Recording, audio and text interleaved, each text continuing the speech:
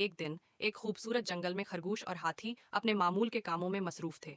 जंगल में खुशबूदार फूल खुल रहे थे और दरख्तों के पत्ते सरसब्ज थे।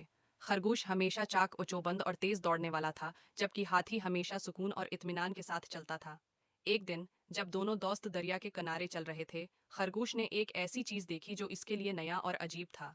एक दरख्त के नीचे एक पुराना सा नक्शा पड़ा हुआ था, जिस पर जादुई दरवाजा लिखा था। खरगोश ने जल्दी से हाथी को बुलाया और कहा, देखो, ये क्या है? ये तो हमें एक जादुई दरवाजे की तरफ ले जा सकता है। हाथी ने आराम से नक्शे को देखा और कहा, ये तो एक दिलचस्प जगह लगती है खरगोश, हमें उसका पीछा करना चाहिए। दोनों ने नक्शे की पैरवी शुरू की। नक्शा उन्हें जंगल के एक दूर दराज इलाके में ले गया, जहां एक जादुई दरवाजा छिप कर था।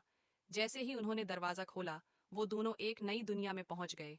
ये दुनिया जादुई थी, जहां हर चीज रंगीन और चमकदार थी। दरख्तों के नीचे जादुई फूल खुल रहे थे और दरिया में रंगीन मछलियां तैर रही थीं।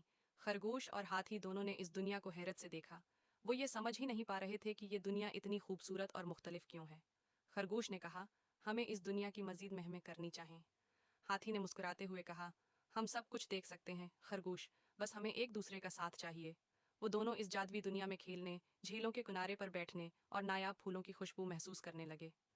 हर लम्हा उनके लिए एक नया तजर्बा था। आखिरकार जब सूरज गुरूब होने लगा, हाथी ने कहा, हमें वापस अपने जंगल में जाना होगा, लेकिन हम हमेशा इस जादुई दुनिया को याद रखेंगे।